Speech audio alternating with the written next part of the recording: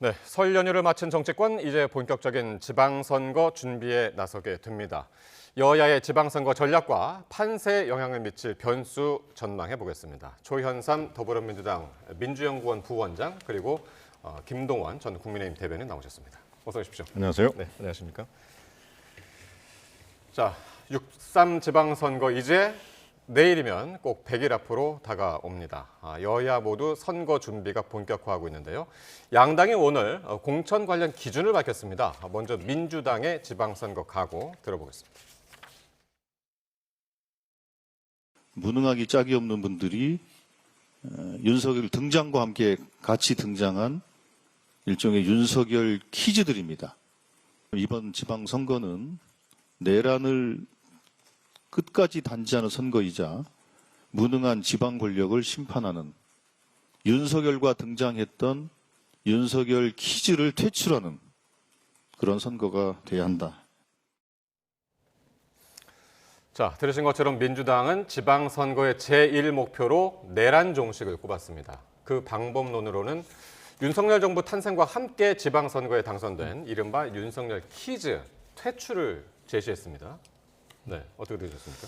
불가피한 측면이 있을 수밖에 없는 상황이죠. 만약에 국민의힘 장동혁 대표가 이번 윤석열 전 대통령의 내란 우두머죄 혐의 재판 사건 1심 선고 결과에 대해서 사과하고 진심 어린 사과와 함께 반성하는 모습을 보였고 전륜하는 모습을 보였다고 한다면 사실 이번 지방선거는 내란이 아니라 민생과 정책에 대한 투표가 될 수 있는 그러한 상황이었습니다.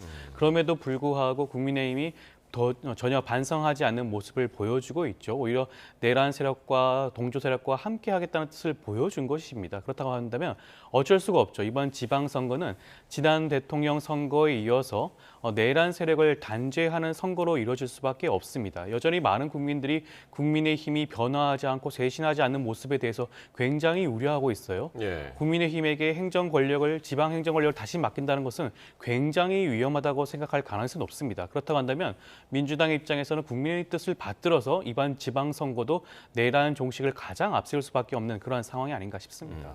절윤을 선언하지 않은 국민의힘이 자초한 일이다. 네, 그렇게 보신 것 같고요.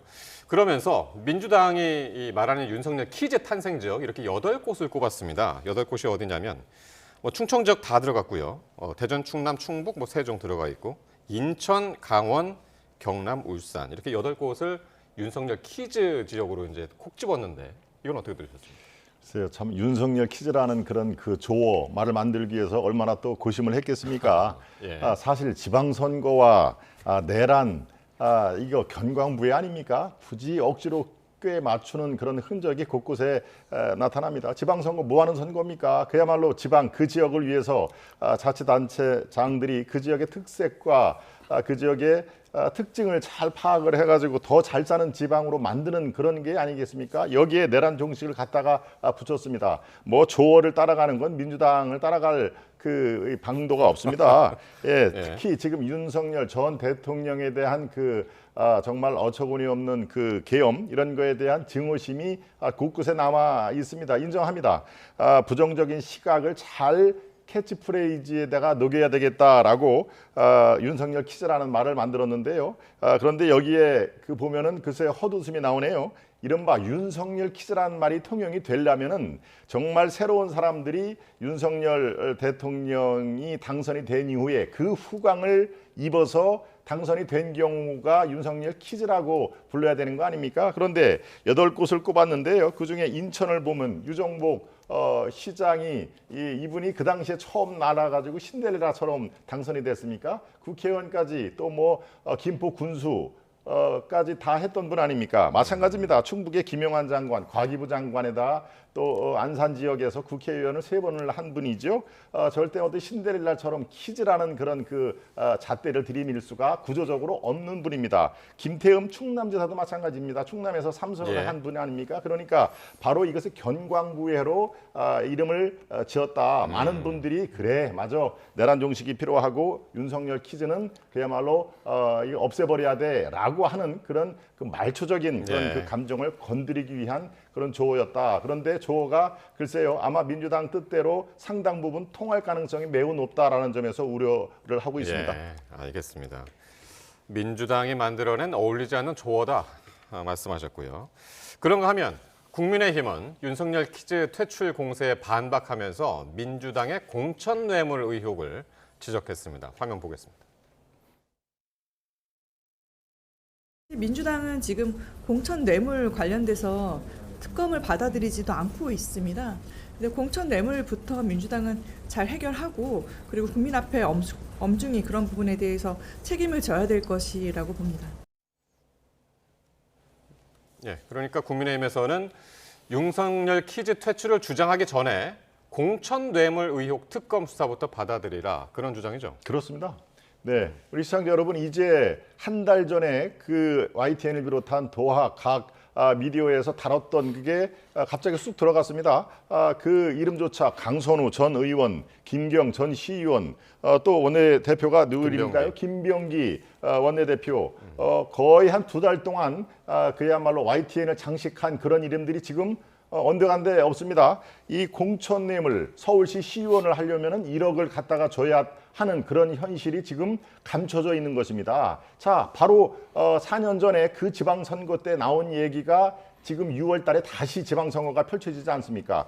이런 그 비리를 어떻게 감춰두고 깨끗한 지방선거 구호를 잊을 수가 있습니까? 바로 그것부터 해결을 하고 지방선거를 맞자라고 하는 간단하고 투명한 그런 요구입니다. 그런 의미에서 바로 공천뇌물, 이것은 특검 수사든 아니면 민주당의 자백이건 뭔가 매듭을 짚고 가자라고 하는 주장입니다. 이런 가운데 민주당에서는 이제 이번 지방선거 공천 기준으로 부적격 후보 제로를 천명했는데, 그러니까 부적격 후보자는 예외 없이 사전에 컷오프 시키겠다라는 건데, 지금 이 국민의힘에서 말하는 공천 뇌물 의혹도 포함이 되는 겁니까? 앞서 윤석열 퀴즈에 대해서 지적을 하셨는데요. 그런 조언은 사실 만들 수는 있죠. 근데 이것은 허위 사실에 가깝습니다. 공천 뇌물이 아니에요. 강선우 의원이 지금 구속영장이 청구가 되고 체포 동의안이 올라와 있죠. 혐의는 뇌물이 아닙니다. 배임 수재, 배임 증제죄에 해당되는 거예요. 그것 자체가 허위 사실을 반복적으로 하고 있다. 저는 굉장히 위험한 정치 공세가 아닌가라는 말씀을 먼저 드리고 싶고요.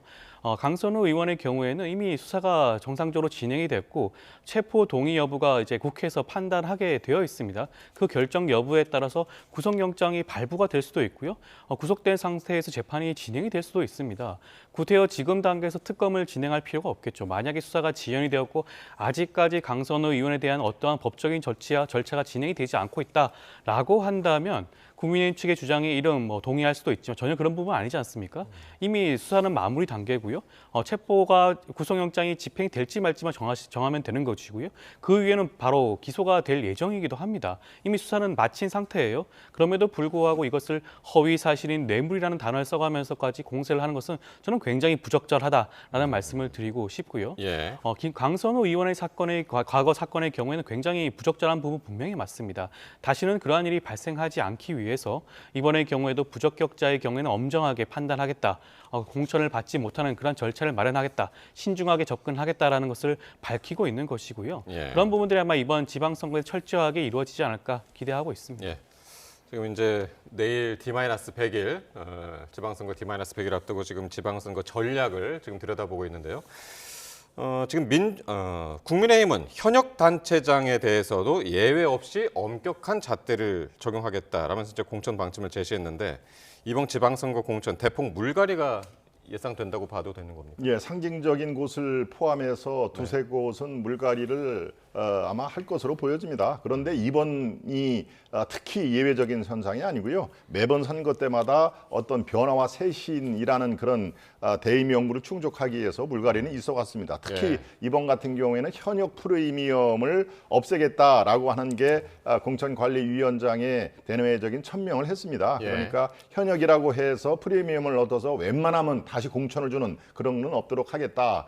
경쟁력이 현격한 차이가 있어야만 공천을 주겠다라고 하는 거니까요. 저는 상징적인 곳 두세 곳에는 물갈이가 필요하고 또 물갈이를 그대로 실천에 옮길 가능성은 매우 높다 하는 얘기입니다. 그중에서 대구 또는 대구시장이라든가 경북지사 같은 경우에는 사실은 누가 통합선거가 될 수도 그렇습니다. 통합선거구가 지금 진행이 되고 있고요. 또 어느 분이 후보가 나와도 여기에는 보수의 이른바 텃밭이기 때문에 당선이 아주 유력한 상황이기 때문에 예. 어쩌면 바로 그 보수의 심장 이런 곳에서 의외의 인물이 공천을 받을 가능성은 매우 높다라고 지금 당 안팎에서는 주시를 하고 있다 이런 말씀드립니다. 예.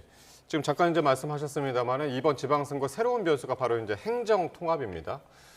민주당이 2월 국회 내에서 행정통합특별법을 처리하겠다는 입장인데 그중에서 하나가 있었죠. 대전 충남 통합. 이 특별법에 대해서는 국민의힘 지자체장들이 지금 반대를 하고 있기 때문에 이게 지방선거에서 어떻게 작용할지 모르겠네요. 그대로 갈지 아니면 통합해서 갈지.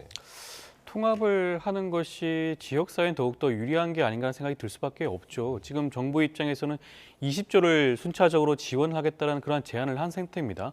행정통합과 관련된 각종 편의와 관련된 패키지를 제안을 한 상태죠. 그렇다고 한다면 예. 지방통합은 이번이 적기라고 할 수가 있어요.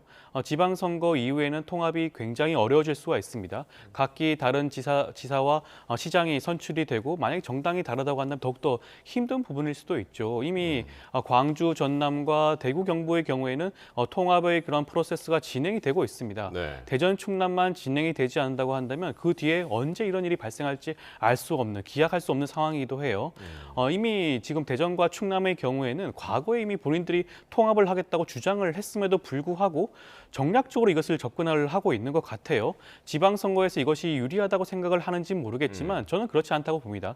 대구, 경북과 광주, 전남이 통합의 그런 시간을 끌어당기는 동안 대전, 충남이 뒤처질 수밖에 없는 그런 분위기가 아마 지역사회에선 팽배해지고 퍼질 수가 있다고 보여져요. 저는 대전, 충남 시장과 지사들의 이러한 부분들에 대해서 예. 전향적으로 받아들일 필요성이 있지 않을까 싶습니다. 예. 그 얘기 잠깐 듣죠. 예. 대전 충남. 그렇습니다. 지금 먼저 대전과 그 충남이 통합하자는 얘기는 사실 국민의힘 소속의 김태흠 지사와 이장우 시장이 먼저 그랬죠. 작년 10월부터 주장을 한 것입니다. 예. 그런데 전격적으로 이재명 대통령이 이것을 수용하는 형태를 통해서 사실은 과속 엔진을 받았는데요. 여기가 지금 이 시의회, 대전 시의회에서도 반대한 상황이 졸속 입법에 따른 그 부작용이 너무 클 것이다 라는 게 통합이 뭡니까? 그 지역의 주민들의 어떤 혜택이 실질적인 삶의 질이 향상이 되는 그런 것들이 아니다. 이른바 시청 그리고 도청이 이미 그대로 있는 상황에서 옥상옥에 또 하나의 어떤 그 조직이 생길 가능성이 높다라고 하는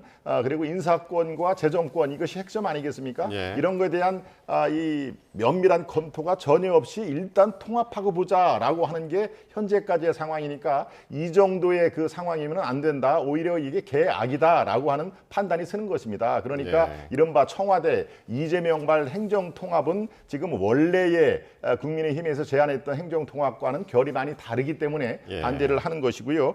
거기에다 또 비서실장으로 있는 강훈식 비서실장의 대전 충남 초대 통합 그 도지사가 된다는 거 아니겠습니까? 예. 그런 가능성이 있기 때문에 아하 이거는 정략적인 통합 그러면은 반대 찬성을 할 수가 없다 이렇게 나오는 것이죠. 예. 아마 민주당에서는 세종을 행정 중심 복합청으로 만들고 상당한 재미를 봤습니다. 지금도 세종에는 민주당을 중심으로 그 뿌리가 굉장히 굵은 상태인데요.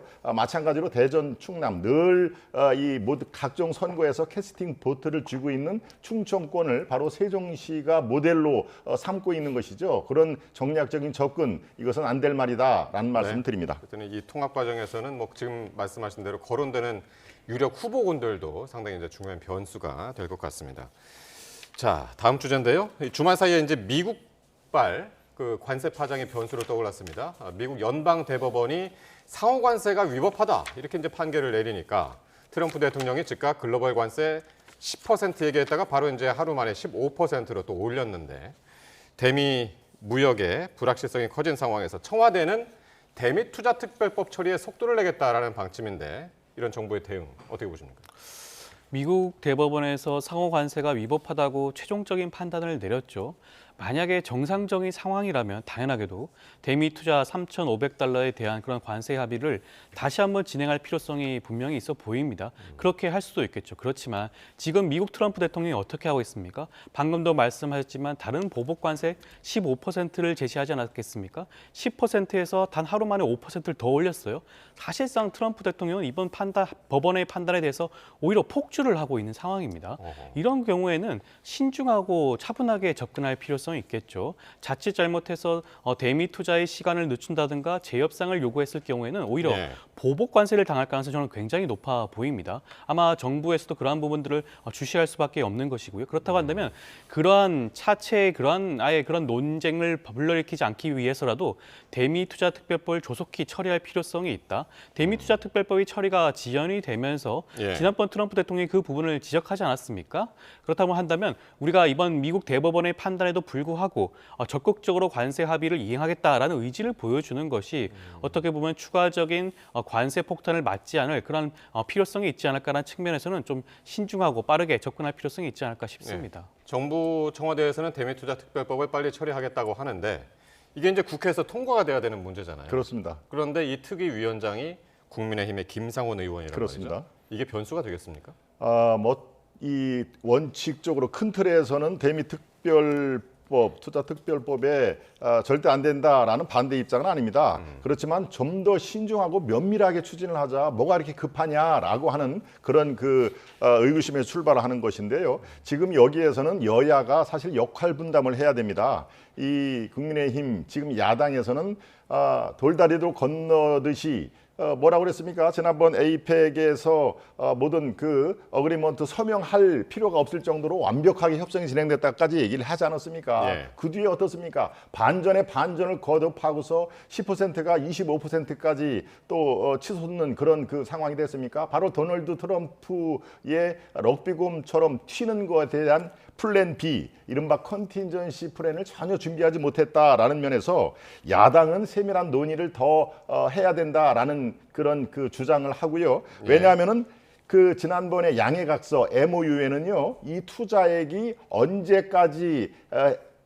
청산이 돼야 된다, 회수가 돼야 된다는 문구가 예. 없습니다. 그러니까 우리가 3,500불을 투자를 하면 이것을 언제까지 회수를 하는 명기한 시간이 없기 때문에 정말로 하세월일 수가 있다. 바로 이 같은 얼기설기한 면밀하지 못한 MOU가 있기 때문에 야당은 이것을 지적을 할 수밖에 없는 상황입니다. 그렇다면 여당은 우리의 야당이 이렇게 계속적으로 면밀한 검토를 주장을 하니 이거를 조금 더 주의 깊게 살펴보겠습니다라고 지렛대로 이용을 하는 전략적인 마인드가 필요하지 않습니까? 근데 지금 네. 그거는 이제 미국과의 이제 관계 속에서 이제 지금 말씀을 주로 이제 하신 거고. 그렇습니다. 근데 이게 국내 정치도 이게 변수가 될 수 있다라고 하는 게 국민의힘이 민주당이 지금 사법개혁안 처리를 하잖아요. 예. 사법개혁 이제 3법. 그렇습니다. 이번 주 안에 본회의에서 이제 처리될 것 같은데. 그렇습니다. 이걸 막기 위한 카드로 이 대미투자특별법을 사용할 가능성. 예. 이것도 지금 이제 제기가 돼서 말이죠. 그렇습니다. 연계될 가능성은 지금 논의가 되고 있습니다. 당내에서 이른바 악법, 사법개혁의 3대 대법원관을 누리고 사실상 사심제, 이것은 정말 불가하다라는 것을 대내외적으로 천명을 했기 때문에 지금 국회에서 할 수 있는 유일한 것은 대미투자특별법에 대한 제가 아까 말씀드린 지렛대 효과를 전략적으로 다루기 위해서라도 예. 이것을 연계할 필요성은 많은 분들이 공감을 하고 알겠습니다. 있습니다. 예. 어떻게 보시나요? 일단 이 부분에 대해서만큼은 국익 차원에서 생각을 해야겠죠. 대미투자특별법이 지연이 된다고 한다면 미국 트럼프 정부가 어떠한 보복 행위를 할지 예측할 수 없는 상황입니다. 앞서 럭비처럼 튀는 것이라고 했는데 쏟아지는 비는 일단 피하고 봐야겠죠. 대미투자특별법 이미 발의한 지 시간이 꽤 많이 흘렀습니다. 지금쯤은 처리가 되고도 남을 시간이기도 하죠. 그렇기 때문에 더 이상 변명의 여지가 없는 측면을 고려해서 이러한 부분들은 조속히 처리할 필요가 있고요. 만약 이것을 다른 법안 처리와 함께 연계해서 처리를 지연시킨다든가 방해한다고 한다면 그로 인해서 얻을 각종 피해는 우리 온 국민이 함께 겪는 것입니다. 여기에 대한 책임은 오롯이 국민의힘에 있다는 부분도 새겨드려야 되지 않을까 싶습니다. 예. 만약에 이제 이 원래 절차대로 가자면은 3월 5일쯤에 이게 이제 통과될 예상이었는데 어떻게 될지 지켜봐야 될 것 같습니다. 자, 그리고 오늘 상당히 이제 정치권에서 좀 깜짝 놀란 소식이 있었죠. 국민의힘이 당명 변경을 한다는 얘기가 이제 계속해서 나왔었는데 변경하지 않기로 했죠. 지방선거 전에. 그렇습니다. 지방선거 이후로 논의를 연기를 간판까지 하자. 이렇게 지원하는데 어떻게 합니까? 네, 간판은 지워놨습니다만은 예. 지금 압축돼서 두 가지 당명안이 최고위에 상정하기 바로 직전 아닙니까? 그중에 하나가 미래연대라는 얘기고 또 하나가 미래를 여는 공화당 이 두 가지가 올라갔는데요. 사실 저부터도 마찬가지입니다만은 어느 쪽이 좋겠다라고 동그라미 칠 수가 사실 없는 상황입니다. 많은 분들이 물론 전당원 투표를 실시하지는 않았습니다만은 여론 또 저같이 당협위원장을 맡고 있는 분들의 어떤 지역 사정을 이렇게 훤히 들여다보고 있고요. 또 제가 당협을 맡고 있는 청주 당협도 마찬가지입니다. 당명이 썩 그렇게 와닿지가 않는다라는 것이 당원들 생각들이 있기 때문에 바로 이것을 가지고 지방선거로 임하기에는 후보들뿐만 아니라 당원들도 아뜩찮은 그 상황입니다. 그러니까 이게 당명 후보 2개로 압축된 그 당명이 마음에 들지 않아서인가요? 그렇죠. 두 가지입니다.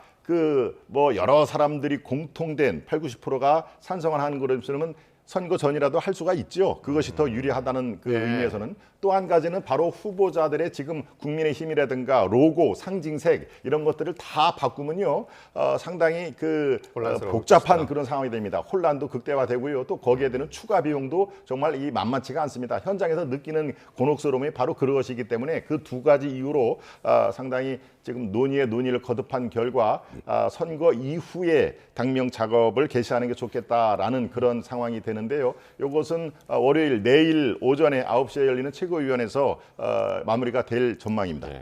그동안 이제 장동혁 대표가 추진해 왔던 어떤 정책적인 큰 방향을 전환할 것이다라는 기대가 하나 있었고, 그리고 그 하나가 또 하나가 이제 국민의힘의 당명을 변경하면서 지방선거에서 많은 변화를 줄 것이다라는 기대가 있었고 또 그걸 가지고 토론도 많이 했단 말이에요. 근데 그 두 가지가 전부 다 지금 없어진 상황이라 이런 국민의힘 장동혁 대표의 지방선거 전략 어떻게 보십니까? 일단 국민의힘은 중요한 선거를 앞두고 참 비정상적인 일이 많이 발생하는 것 같아요. 지난번 대통령 선거는 어땠습니까? 이미 선출한 김문수 후보를 두고 한밤중에 한덕수 전 총리를 대선 후보자로 옹립하려는 그런 시도가 있었죠. 이번에는 지방선거를 앞두고 당명을 바꾸겠다고 그렇게 난리를 쳤는데도 갑자기 당명을 개정하지 않겠다고 합니다. 아마 당명을 개정해도 큰 효과가 없을 것이라는 것이 아마 평배한 그런 의견이 아닌가라는 생각이 들 수밖에 없죠. 당명을 어떤 경우에 보통 바꾸나요? 어떤 특정 다른 정당과 합당을 한다든가 아니면 당이 쇄신하고 반성하고 변화하는 모습, 그런 모습을 보여주기 위해서 당명을 개정하곤 하는데 이미 앞서도 말씀을 드렸지만 장동혁 대표는 이번 윤석열 전 대통령의 그런 이번 형사재판 선고 이후에 전륜하는 모습을 보이지 않고 오히려 전륜을 거부하는 모습을 보였죠. 강성 지지층과 윤호개인 세력과 함께하겠다는 뜻을 다시 한번 분명히 천명을 한 것입니다. 그렇다고 하면 당명을 바꿔본들 중도 외연 확장이 가능하겠습니까? 불가능하다는 것을 이제 더 이상 인지한 상태라고 할 수가 있겠고요. 사실상 지방선거를 포기한 지도부의 모습을 이미 많은 국민들과 중도층들은 느끼고 있기 때문에 그런 부분에서는 당명 개정의 필요성을 못 느끼는 게 아닌가라는 말씀을 드리고 싶습니다. 주말 사이에 이 장동혁 대표에 대해서 당 내에서 상당히 이제 사퇴하라는 목소리, 그렇지 않다라는 목소리, 상당히 이제 공방이 있었는데 내일 의원총회가 열리잖아요. 그렇습니다. 여기에서도 사퇴 목소리가 상당히 나올 것이다라는 지금 예상들이 있던데. 그렇습니다. 그건 당연합니다. 내일 오전 9시에 최고위 열리고요. 바로 이어서 10시 반에 의원총회가 지금 예정이 돼 있습니다만은 의원총회는 이미 여러 의원들을 통해서 또 미래연대라는 또 초재선 의원들의 내일 아무튼 거의 끝장을 보겠다라고 하는 그런 얘기도 들릴 만큼 이건 난상 토론을 뛰어넘는 아마 상당히 대격전이 예상이 됩니다만 지금 현재 현실적으로 의원총회에서 아무리 경문을 거친다 손치더라도 이 전당원 투표로 뽑힌 당대표를 끌어내릴 이른바 퇴진을 시킬 그럴 방도는 사실상 없습니다. 그러니까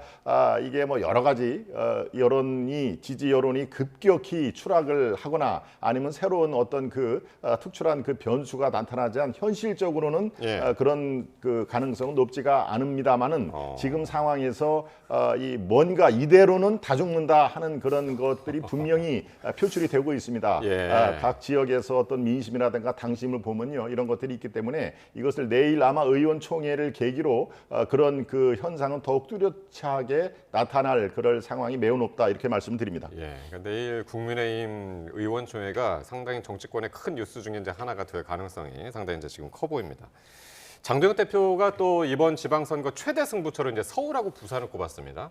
서울하고 부산은 여야 모두 이제 상징적으로 양보할 수 없는 지역인데 이곳 판세는 어떻게 전망을 하십니까? 뭐 여러 가지 여론조사 결과를 살펴보게 되면 민주당이 유리한 결과가 나오는 경우도 있곤 하죠. 그렇지만 여론조사 결과라는 것은 지금 당장의 모습이기 때문에 지방선거에 임박했을 때는 또 어떠한 변수가 있을지는 알 수가 없는 부분이기도 합니다. 아직까지 후보가 확정이 되지도 않은 분위기이기도 하고요. 그렇지만 서울을 중심으로 예를 한 말씀을 드려보면 이미 이번에 이정현 공관위원장이 현역 지자체장이라고 하더라도 특별한 이익을 주지 않겠다, 혜택을 주지 않겠다, 엄격하게 판단하겠다라고 분명히 밝혔죠. 지금 현재 여러 가지 광역 지자체 단체장이 있긴 하지만 아무래도 많은 분들은 오세훈 시장을 생각을 할 수밖에 없을 겁니다.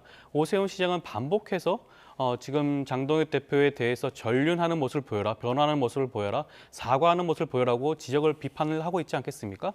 그러한 부분에서 이정현 공관위원장이 사실상 오세훈 시장에 대한 공천권을 행사할 수 있는 위치에 있다 보니 아무래도 오세훈 시장을 배제하려는 그런 의도가 아닌가라는 생각을 지울 수가 없죠.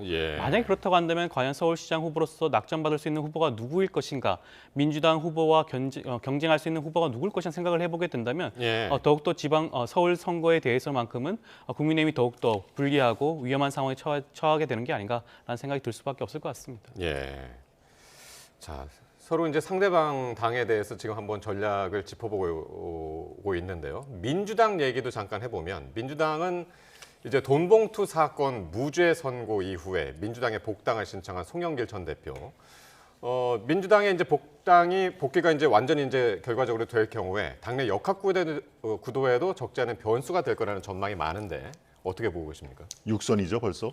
그리고 이 상고 포기를 해서 이권으로는 더 이상 송영길 전 대표를 처벌할 수 있는 그런 그 방도가 없습니다. 이른바 항소, 대장동 항소 포기, 또 송영길 상고 포기, 정말 이게 새로운 그 뉴노멀이 되고 있는데요. 어찌 됐든 간에 지금 상고를 포기를 했으니 바로 복당의 길은 열린 것이고 지금 상황에서 본인은 아마 자기의 어떤 그 오선의 씨를 품어준 인천 계양을에 출마를 하고 싶을 겁니다. 단지 그 변수는 지금 현재 대변인을 최근에 그만둔 김남준 대변인이죠.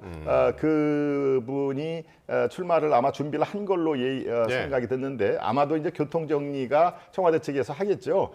이 본인이 이재명 대통령이 송 전 대표에게 마음의 빚이 있다면은 아마 돌려줄 것이고 그런 게 별로 없다면은 자기의 대변인을 심으면서 아마 그 옆에 또 인천의 보궐선거 지역이 또 하나 나타납니다. 그러니까 아마 그것으로 교통 정리는 인천 내에서 이루어질 가능성은 매우 높다. 저는 이렇게 보고 있습니다. 송영길 전 대표가 이제 원조 인천 계양을이고 거기에 이제 김남준 대변인이 이제 들어오려고 하는 이제 그런 모양새가 있는데 내일 아마도 인천 계양을에서 이제 정치 행사가 민주당 행사가 열린다고 그러는 것 같아요. 정부 행사인가요? 김민석 총리가 이제 참석한다고 그러는데 여기서 이 두 사람이 만날 가능성도 있어 보여요. 일단 그런 보도가 나왔죠. 김남준 전 대변인의 경우에는 참석한다는 뜻을 밝혔고요. 아마 송영길 전 대표의 경우에도 참석할 가능성이 높겠죠. 그러다 보면 조우할 가능성이 있어 보이는데 저는 앞서도 대변인께서 말씀하셨지만 충분히 교통 정리는 가능한 상황이다라는 말씀을 드리고 싶습니다. 송영길 전 대표의 경우에는 계양의 경우에는 5선을 한 본인의 지역구이기도 해요. 그 당시에 사실상 험지였던 서울시장 출마를 위해서 지역구를 버리고 서울시장 출마를 감행을 했죠. 그리고 그 지역에 당시 대통령 선거에서 패배했던 이재명 대통령이 보궐선거를 통해서 원내에 입성한 그런 길이기도 했습니다. 그렇다고 한다면 이번 무죄 선고 이후에 무죄 확정 이후에 돌아갈 곳은 당연하게도 계양을이라고 생각할 수밖에 없을 것이고요. 지금 김남준 전 대변인의 입장에서는 계양을에 출마하겠다는 뜻을 밝히긴 했지만 이것은 앞서도 말씀하셨지만 박찬대 의원이 인천시장으로 후보로 유력한 상황에서 연수갑이 보궐선거가 이뤄질 가능성이 높아 보이긴 합니다. 그렇지만 지금 당장 연수갑이 보궐선거가 나온다고 확정이 된 건 아니죠. 지금 단계에서 김남준 전 대변인 입장에서는 연수갑으로 출마하겠습니다라는 그런 말을 못하는 상황 아니겠습니까? 할 수가 없는 상황이에요. 그렇기 때문에 계양을, 왜냐하면 김남준 전 대변인 입장에서는 그 지역에서 이재명 당시 의원의 보좌진으로서 활동을 했습니다. 그런 연고도 있다 보니 일단 계양을 출마를 선언을 하되 추후에 이 연수갑이 보궐선거가 발생한다면 충분히 교통정리는 가능한 상황이다. 그런 말씀을 드리고 그런 싶습니다. 절차로 변경될 가능성. 자, 내일은 이제 아까 말씀드린 대로 국민의힘의 의원총회 그리고 내일 인천 계양을에서 열릴 행사 함께 자세히 들여다보겠습니다. 네, 지금까지 조현삼 더불어민주당 민주연구원 부원장, 김동완 전 국민의힘 대변인과 함께했습니다. 두 분 고맙습니다. 맞습니다.